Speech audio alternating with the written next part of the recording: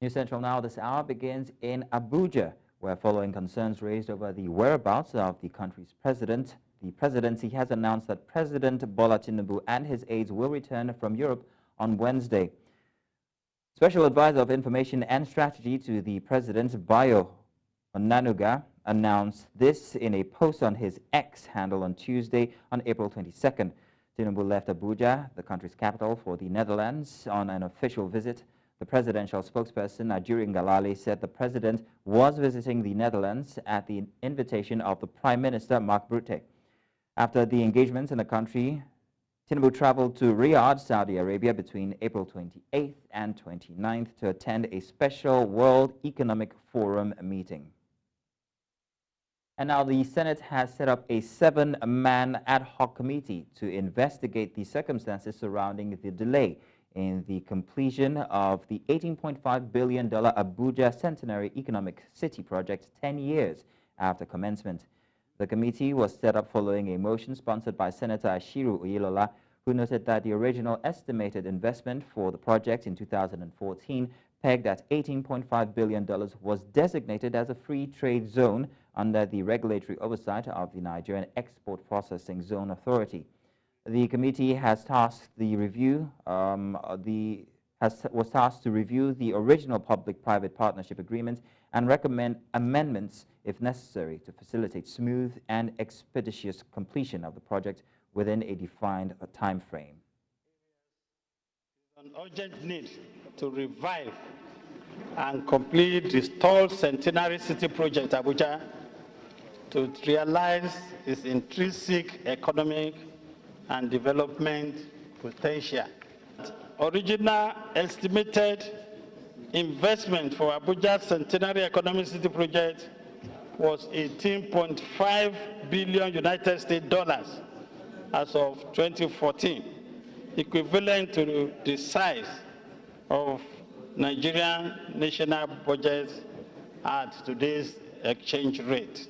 Concerned that there is ambiguity in regulatory and implementation between the concerned stakeholders, leading to neglect of Abuja Centenary Economic City Design's blueprint. As it is today, given the state of Nigerian economy, given the abysmal revenue base of Nigerian economy today, I don't think the federal government is in a position to inject any additional fund into that place. Okay? So I believe that the private sector should drive this process. And in doing that, I also want to call on the Federal Ministry of Finance to put together a team of investment bankers worldwide. Most of these projects of this nature are driven by the private sector. Okay, so if the Ministry of Finance can put together a team of investment bankers to come up with a package, okay, that will enable investors to invest in that project by way of ordinary shares and debt, I think it will be a good combination. I don't think the federal government has spent money on it, and outside maybe acquisition of the land or something for it. But it's such a fantastic idea that even Saudi Arabia is building a new city now. So Abuja is already getting congested, and if this is done, I think it will help. So we must take it very seriously.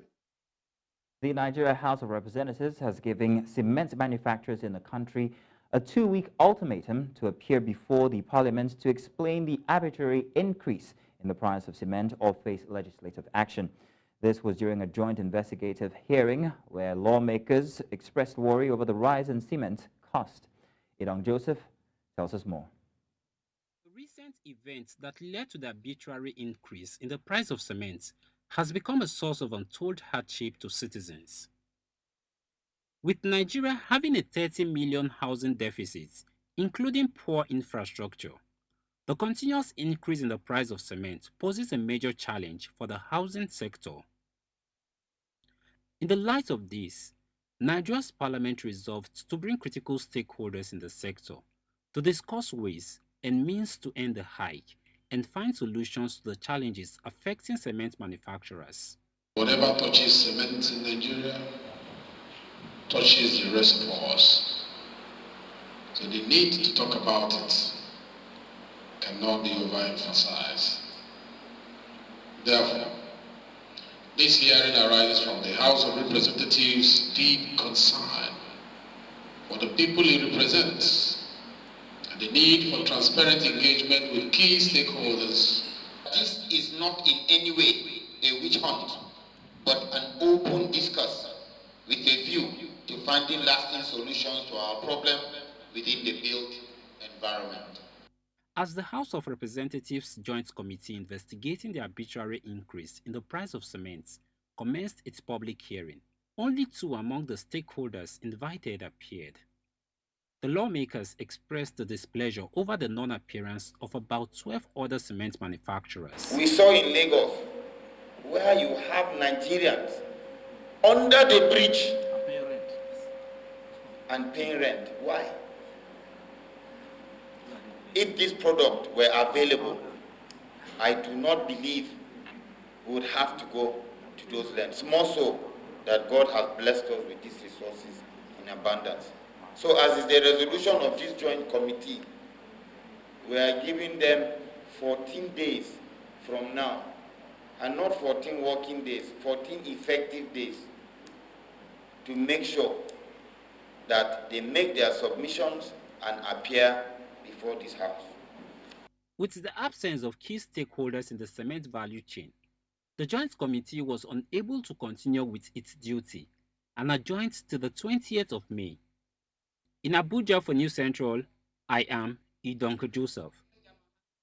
Now, Chief Executive Officer of Binance, Richard Teng, has claimed that some unknown person sought a bribe of cryptocurrency from its executive, Tereng Gambarian and also Nadeem Anjwala, before their detention on February 28, 2024.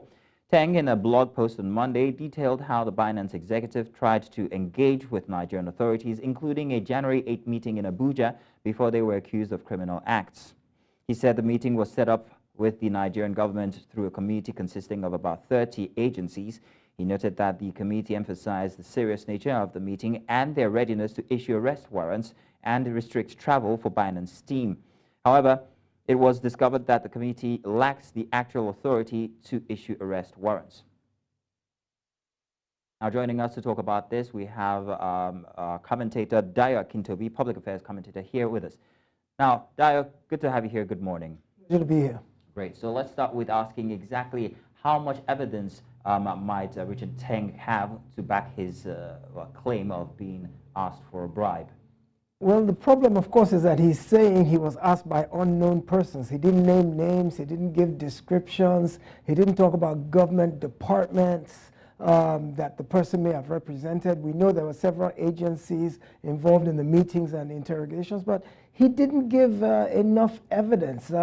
It seems to me, and rather fantastic, that someone in the Nigerian government would ask for an amount as humongous as $150 million to make the problem go away. I know Nigeria is it's kind of been par for the course that bribery and issues of corruption have been a way of life here. But I think internationally, when the president at an international event early in his tenure said, if anyone ever asks you for a bribe, come and tell me directly, I think that may have given some credence to international players to say, well, we can make any kind of claim. I think this claim that he's not able to substantiate, I think it really needs to be interrogated a lot further and deeper. For all we know, it could be a scammer. It could be somebody who's not even in government who approached him and asked him for money and is saying it's the government doing it. I don't think it's enough for him to just make claims without substantiating them.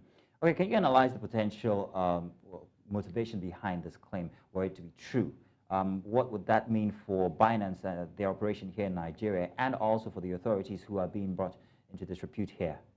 Well, let's remember that there's a major legal quagmire between Binance and the Nigerian government.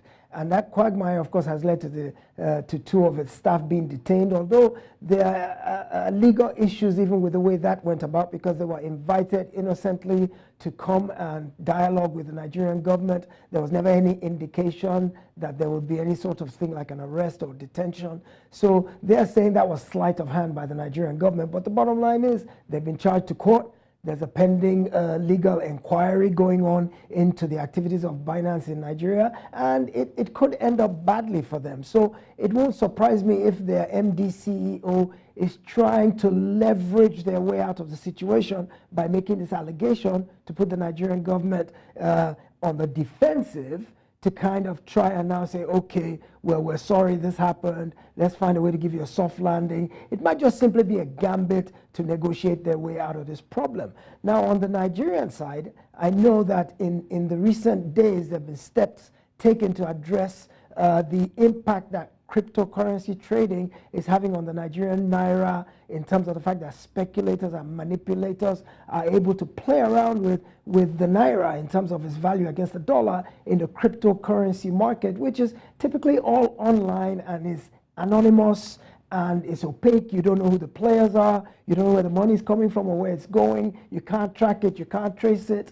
Not legislation, regulation is almost non-existent.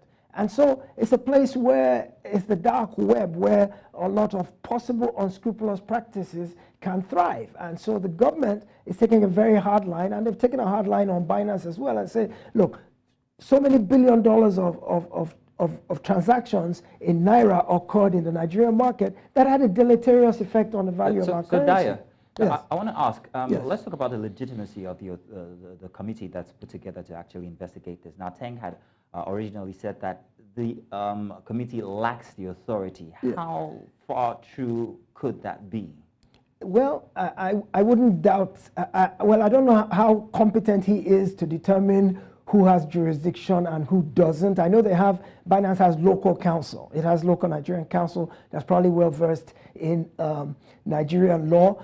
But the whole thing sounds a bit chaotic and disorderly in terms of the way the government has approached this prosecution, approached this investigation. It looks like perhaps they put the cart before the horse and they jumped to make this arrest before they had all their facts in place. So I wouldn't doubt because they said there were 30 agencies of government. There was the EFCC, the NFIU, the DSS, so many agencies, and they have overlapping areas of responsibilities and jurisdiction. And so it's not impossible that this committee that issued this order of arrest, it might not have had the jurisdiction. We don't know. But at the end of the day, a court of competent jurisdiction is going to be the one to determine if a wrong was done, to what extent it was done, and what the punishment for it should be. So I think we should suspend all speculations and let the court have its day and let all the facts come out. I don't think we know enough. I don't think we've heard enough. And even the things we've heard are relatively esoteric if we're not financial market players. I mean, what do we, the average Nigerian, know about cryptocurrency and trading it online and things like that? We don't know enough. So the snippets of news that are coming out are giving rise to a lot of speculation that's not founded in reality or founded in fact. So I personally would rather just take a back seat and wait for the court process to commence so the truth can finally be out in the open and adjudications begin to be made about who's responsible for what. So let's talk about the allegations here now, whether the authorities or the Binance executive or Binance itself. Now, what do they do now that these allegations are out and pending investigations? What actions can they take? Binance on one side and the authorities on the other. Well, Binance, of course, and that was part of the ploy of the MD CEO issuing his blog in the New York Times, for example. It's all part of posturing so that a negotiation can take place.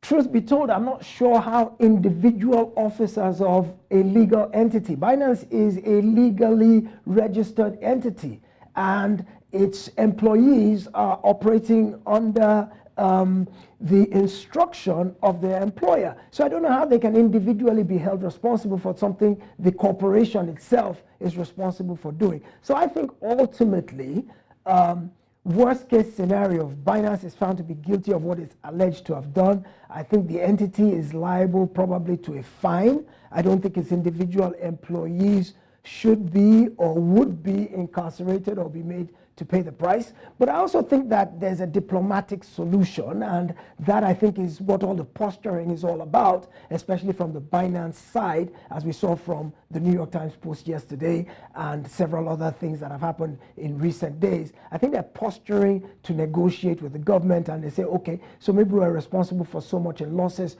we will pay this much in fines. I think they also have the disadvantage of the fact that their founder was jailed for 4 months in the United States recently on account of securities violations that relate to similar charges that the Nigerian government is accusing Binance of. So that already puts them at a disadvantage to begin with. But I think a diplomatic or negotiated settlement is probably the best way out of this for both parties concerned, and I think that's what should be explored. Nigerian government is probably using the hammer, the sledgehammer of the court process to wrestle them into submission in whatever negotiations may ensue.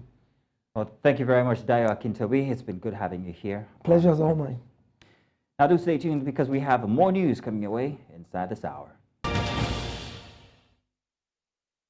Welcome back. Moving on now to Adamawa State. The Symbol of Hope project, in partnership with the Lutheran Church of Christ in Nigeria, have called for an end to irregular migration and human trafficking in the country, saying that they put the lives of the victims at risk. Now, this was at a project equipped 108 victims of irregular migration and trafficking in Numan, Adamawa State, with business machines and also equipments to help kickstart their lives again after their ordeal. Amadin Uyi reports. The event was organized by the Symbols of Hope project in partnership with the Lutheran Church of Christ in Nigeria. The Archbishop of the church says that irregular migration and trafficking pose a danger to the lives of victims, especially as traffickers take advantage of their ignorance. Many people lose their lives in that process. And also we have heard horrible stories of uncles and aunties going to parents, to their friends and relatives, and taking and alluring young ladies and boys in the name of educating them, only to sell them off. He says that the program aims to end irregular migration because it is hinged on the deceit of victims being trafficked. What this program is advocating is against people jumping into the deserts with their hope that once you cross the desert, you go to Europe, everything will be fine. Sorry, there is nothing that will be fine out there for you. It is better you try to make what is here better for yourself. About 108 victims of irregular migration and human trafficking were then equipped with various machines to help restart a new chapter of their lives. Those in attendance call on governments to live up to its responsibilities and provide jobs for youths as a way to stem the tide of irregular migration. That you are recipients of these equipments today, the empowerment and the encouragement through the church, you are also called to be ambassadors, to be voices in the society against this horrible thing called illegal migration and human trafficking. I call on the government, ably represented by different institutions here today, to set as priorities issues that concerns the growth and development of young people, and to create a conducive environment for entrepreneurial enhancement that will reduce their vulnerability to be trafficked and contemplate irregular migrations. The Symbols of Hope project, in partnership with the Lutheran Church of Christ in Nigeria, say they are willing to partner with governments to stem the tide of irregular migration and trafficking in the country. In Abuja for News Central, I am Amadin Uyi. Stakeholders in Nigeria are calling for the full implementation of the 2018 Persons with Disability Acts, urging for proper inclusion and mainstreaming of people with disabilities in Nigerian society. This call came as they launched the Disability Inclusion Compass in Abuja, the nation's capital. News Central's Joshua Imarai reports more. Nothing about us without us was the rallying cry as stakeholders advocated for the rights of people with disabilities in Nigeria. They emphasized that despite these challenges Individuals with disabilities constitute a significant demography, thus their rights should be considered a high priority. The exclusion of persons with disability is so obvious in this country that most of us are being stigmatized. We are being excluded from programs and activities. So this workshop is going to throw more light to stakeholders and right holders that persons with disabilities has every fundamental right like every other person without disability. So basically what this workshop is all about is to educate the stakeholders and the general public to know that persons with disabilities also have their own individual and unique ability to contribute positively to the society. In 2018, Nigeria signed the Discrimination Against Persons with Disabilities Act, a landmark legislation protecting the rights and well-being of individuals with disabilities. However, with only 13 states having domesticated the act, stakeholders urge full implementation to ensure inclusivity and mainstreaming of people with disabilities in Nigerian society. The act actually gave persons with disabilities that leeway for them to take up litigations if they couldn't access some physical structures around. So, but for us, persons with disability, we don't really want to go towards that way. So we expect government to begin to do something to ensure compliance of that law. Stakeholders also emphasize the importance of utilizing the disability community to boost the nation's workforce. It's very obvious that persons with disabilities have potentials, and we need to tap into that. When we ignore them, what we're simply doing, we are depleting the workforce of the nation. We are not tapping into what they can do. There are creativities that we need to look into. There are things they are doing that we need to support and ensure that the society is benefits from these talents and abilities that they have. Yeah. They are also calling on citizens to show respect to persons living with disabilities and shun acts of discrimination. In Abuja for News Central, I am Joshua Imarayi. In a move to revamp the education system in Nigeria's northeast, Borno State Governor Professor Babagana Zulum has flagged off the training of nearly 2,000 teachers. The candidates were found to be trainable after a competency test conducted by the authorities. Our correspondent, Umara Kirawa, reports. Education remains one of the worst hit sector due to insurgency in Nigeria's northeast. In Borno State alone, over 600 teachers were murdered within the span of 12 years. With so many anomalies in the sector, which are not limited to unqualified teachers, discrepancies in salary, among others at the basic education level. The government now flags off intensive training of teachers across the state at the Wakabiu College of Education in Biu local government area. There's no any government in the history of Borno State which has actually touched our life like this one. Today, a total of 1,872 teachers have registered for our training session. Among them are 702 SSCE holders to undergo 2 years 6-semester program. Remain focused and do what is right. As long as what we are doing is right, it doesn't matter whether you are alone or everybody is with you. Governor Zulum highlighted the importance of investing in the professional development of teachers as they are the cornerstone of any successful education system. This number that are to be trained here in Wakabiu form part of the 6,227 teachers that were considered trainable during the last competency test analysis. A wannan gwamnatin duk education secretaries a yi musu mota, an ajiye musu kuɗi saboda a kula da yaranmu kusan biliyan. The state government will convert the teachers who perform poorly during the training to non-academic staff instead of retrenching them. All the trainees will receive 30,000 naira on a monthly basis for the 3 months, and even those that will be trained for 2 years will receive an allowance scholarship of 30,000 naira on a monthly basis. That means government will be spending 300 million naira on a monthly basis for this training.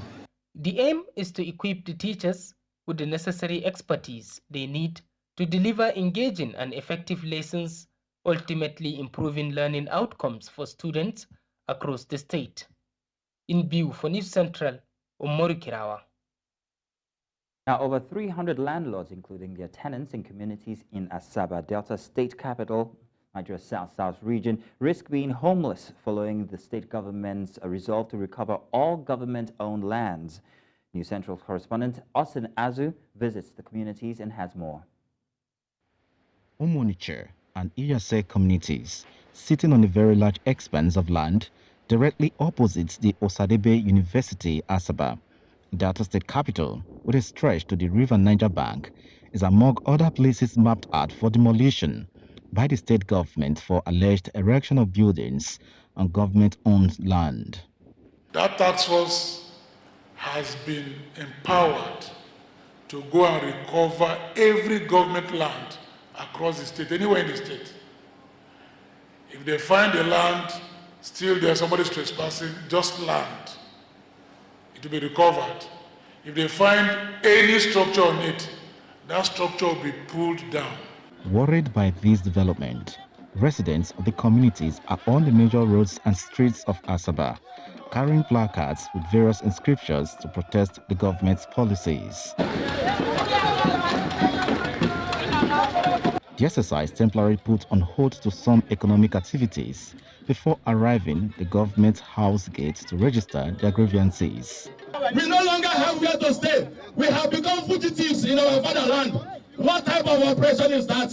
We know that governments, they have power over land, but you don't acquire land to sell land or lease land. And that particular land is genuine to us, and we need it. Chief of Staff, Government House Asaba, who received the protesters, assured them that their request would be transmitted to the governor for prompt action. So all that you have said now, I'm going to go through your letter and I'm going to present it to the governor. And we are going to set up a formal committee to liaise with you, to hear from Franco Maria's committee whether all you have alleged is correct. So you people will be invited by a formal committee and they will listen to you and we will see, all of us will agree on a way forward. The protesters were also at the State House of Assembly to express their grievances. And the most annoying thing is that we have been served a notice that our houses, our father's houses, will be demolished in 7 days if we don't evacuate our fatherland. So we are appealing to Mr. Speaker to help us present this issue to the state governor that the people no longer have where to live. In an exclusive interview, News Central visited an octogenarian, the eldest in the communities, who said the land was leased to a missionary in 1954 for skills development center purposes. He explained that the missionary who left Nigeria without consent perceived to have ceded the project to the defunct Benden government. He insisted that the lease has long expired in the year 2004, and the government of Delta State did not meet them for any discussion. But the original man who came to acquire that area was a Canadian, Kenneth Pryor, for a private farm settlement, which he established while going a handed over to the missionaries, who later appointed certain people who now misused it. It was a cry of the workers that brought in the government. One thing common here is for both the government and the community leaders to come to negotiation table to avert losing billions of naira to demolition of these buildings and rendering these people living here homeless. In Asaba, for News Central, Austin Azu. Welcome back. Now, the European Union has condemned Chad's failure to allow nearly 3,000 civil society members financed by the EU to observe the presidential elections.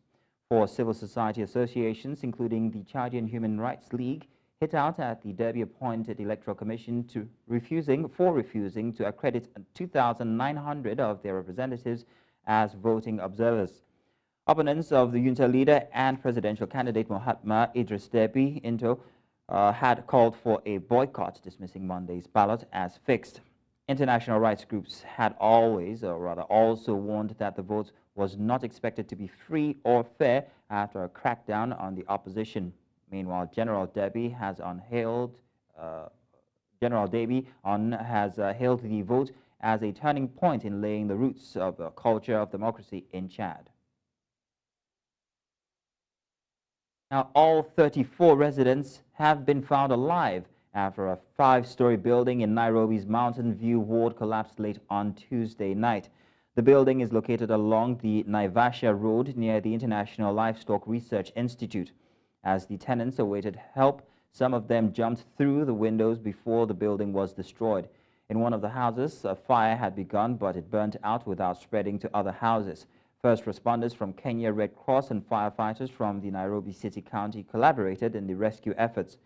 Nairobi County Disaster Management Chief Officer Bramwell Simiyu said the cause of the collapse remains unknown, but detailed investigations will commence on Wednesday.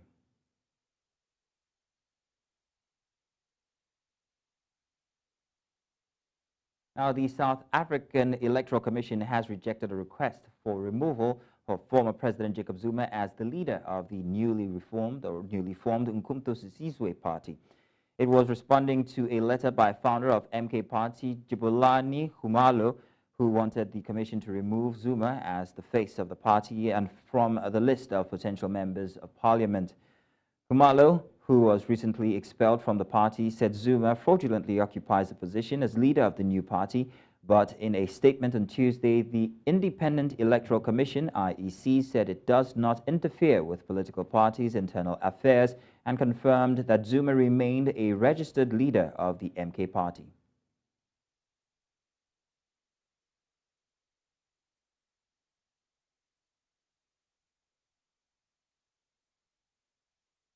Let's head now back to South Africa, where rescue operations are still underway in George since a search of those who were still stuck under the rubble of a building that collapsed on Monday.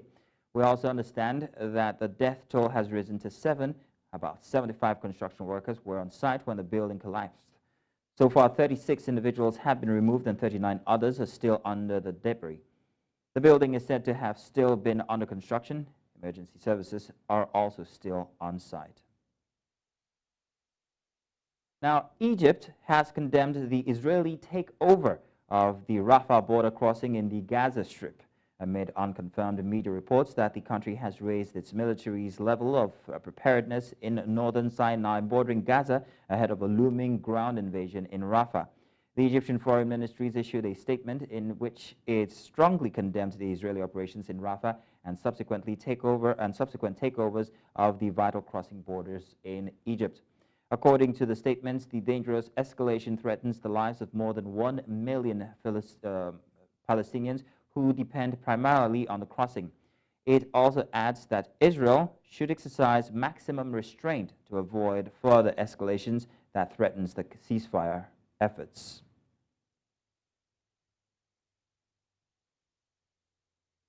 And Italian Prime Minister Giorgia Meloni began a visit to Libya on Tuesday to sign cooperation agreements and is set to meet leaders from rival administrations in the conflict-torn country.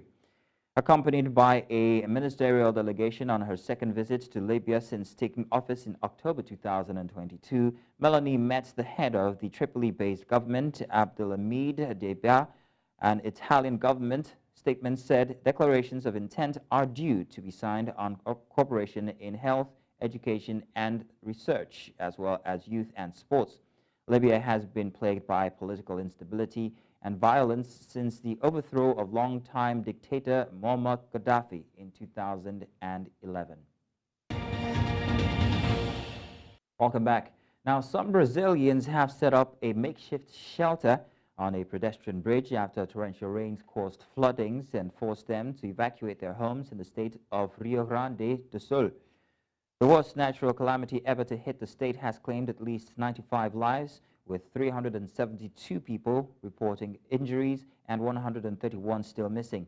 Nearly 400 municipalities have been hit, including state capital Porto Alegre, with more than 160,000 people forced to leave their homes as streets have transformed into rivers after days of record-breaking rain. Porto Alegre is home to some 1.4 million people, and the larger metropolitan area has more than double that number. E eu me abriguei aqui porque a água acho que não vai vir realmente nessa altura aqui, né? E aqui eu tenho bom, ali eles estão trazendo alimento para nós, tem tudo médico ali também para atender as pessoas doentes e tem alimento. Mas fomos obrigados a deixar ali que foi tudo tomado pela água. A gente tentou esperar até onde deu, mas não teve jeito. O exército foi ali e resgatou nós.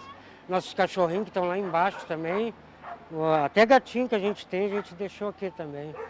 Aí a gente vai ficar aqui, que a gente está perto de casa, né? Mas em último caso.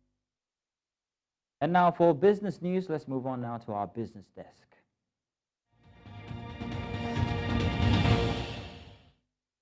Welcome to Business News.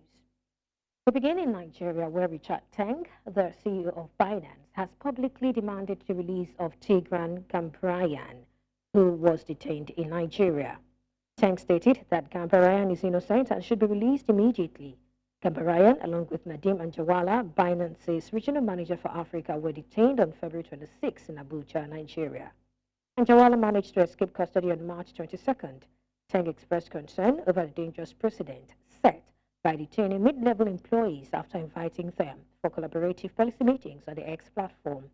Teng also mentioned a statement made by a prosecutor during Gambaryan's bail hearing, implying that the Nigerian government was using his detention as leverage against Binance. Teng pledged to work with regulators and enforcement agencies, restructuring the organization and bringing in new leadership with compliance experience. The derivatives market in South Africa is set to adopt the central bank's new Rand money market benchmark for pricing short-term loans.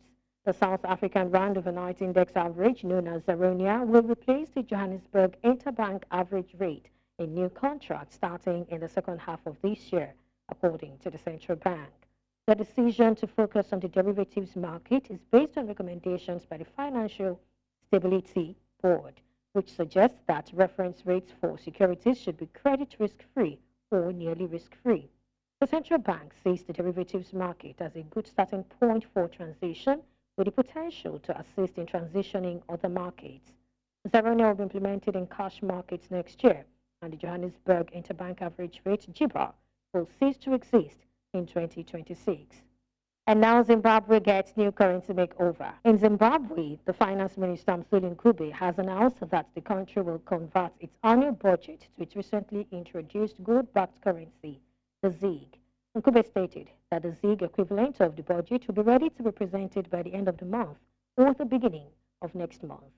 Zimbabwe has been transitioning to the ZiG currency since its launch on April 5th, aiming to establish a stable domestic currency.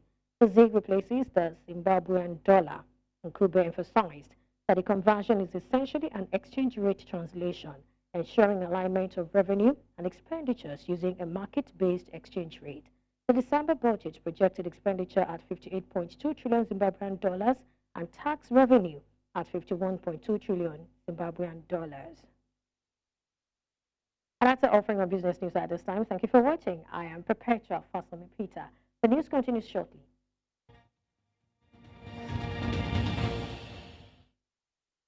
Welcome back. Now let's go back to George, South Africa, where a building collapse happened.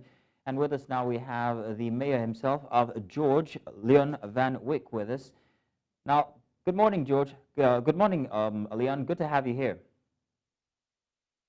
Yes, good morning to you. It's certainly a privilege to be with you this morning. Thank you very much. Now, Leon, talk us through what's happening exactly. Now, we hear that 75 people were actually trapped under the rubble, and so far about 39 are still being rescued. What exactly is happening currently with the situation?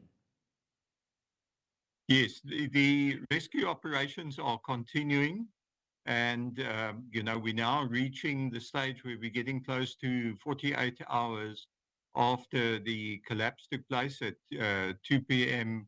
on Monday afternoon. So that's just under 4 hours, 3 hours away.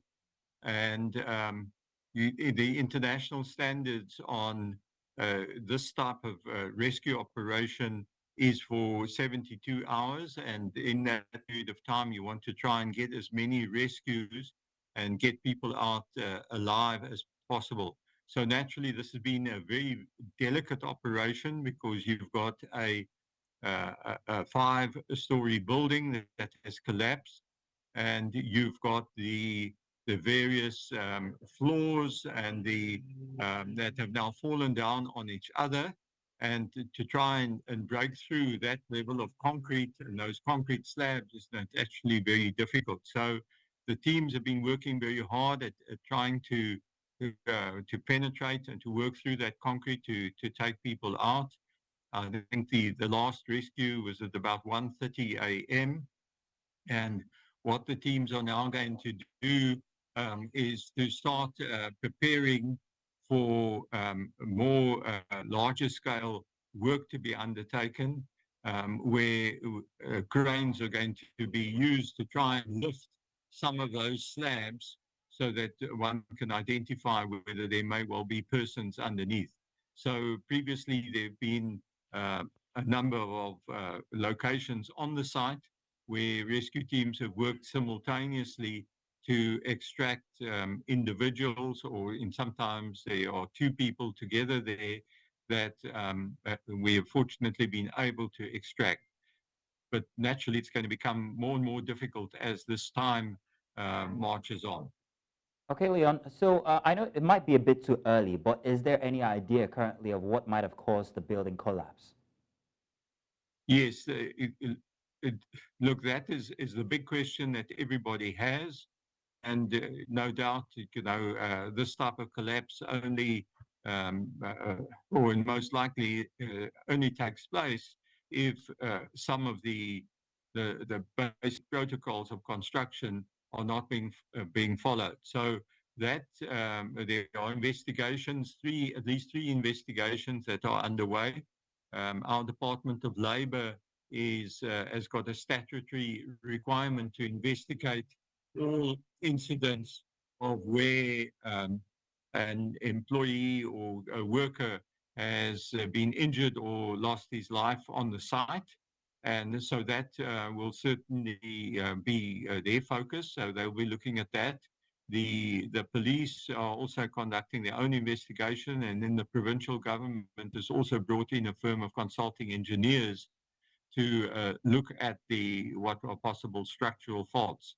So I think that's where those investigations are going to go into and have a look there as to what has happened, because a construction operation of this nature would require a structural engineer, safety officers, and all of those personnel to have to sign off at various stages of that construction before proceeding to the next. And that's, somewhere in that process, I assume we're going to be finding the reasons and the causes of what has taken place. So, Leon, pending the investigations, if anything comes out and it's found out that this was due to negligence on the part of anybody, what would be the course of action for your office? Yes, from the municipality's perspective, what happens, the municipality would approve the plans. So, that went through that planning process between the planning approval process between December 22 and in I think it was 6 July 2023 where those plans were approved. Then that means that the construction company then takes over responsibility and all of their professional people. So ultimately, the blame on this is then going to be passed to the developers and to the construction company and to those persons who then said go ahead with further construction. And depending on whether they, all those necessary tests were done in terms of the concrete and the curing of concrete and all of that exercise. So that's where the blame, I would imagine, it could well be lying. Are the persons who are going to be held responsible ultimately? Well, thank you very much, Leon. Good to have you here, and good work so far. That was Leon. Thank you. Thank you very much. Some excellent work being done on site. Thank you very much. And now sports. Nigerian wrestler Mercy Genesis has departed Nigeria for Istanbul for the World Olympic qualifiers with hopes of booking a spot at the Olympic Games. Now, Mercy Genesis, who narrowly missed out on qualification at the last Africa Oceania Olympic wrestling qualifications in Alexandria, Egypt, would be hoping to become the latest Nigerian athletes to secure Olympic qualification in Istanbul, Turkey, where the World Olympic qualifiers will take place. The multiple African champion was accompanied by coach Aku Purity and will begin her quest on Friday, the 10th of May, against high-profile wrestlers in the world that missed out on the Olympic tickets in their regional windows. The qualifier in Istanbul will offer 52 Olympic quotas in all 6 weight classes of 3 styles. And the Nigerian Women's Football League has announced Bayelsa State as the host of the 2023-24 NWFL Partnership or Premiership Super 6. The NWFL Premiership title against the championship is scheduled to take place from Thursday 16th to Sunday 26th of May 2023 in Yenagoa, Bayelsa State. Bayelsa was confirmed as host by the NWFL chairman Nkechi Obi, following a review of bids, interests from various states to stage the playoff competition. Participating clubs are expected to arrive in Yenagoa on Thursday, 16th of May 2024, followed by the draw and pre-match meeting to be held on Friday, 17th May 2024. And that's as much as we can take this hour, but before we go, let's take a look at our major stories. Presidency confirms President Bola Tinubu's return on Wednesday. SARAP rejects CBN directive on cybersecurity levy, gives government 48 hours to retreat. And European Union condemns sidelining of poll observers in Chad's presidential elections. Remember now, you can send your eyewitness report to the WhatsApp number on your screen now. And do follow us on social media. We are at News Central TV. You can watch News Central live on DSTV channel 422, Star Times channel 274, and Able TV, and of course on YouTube.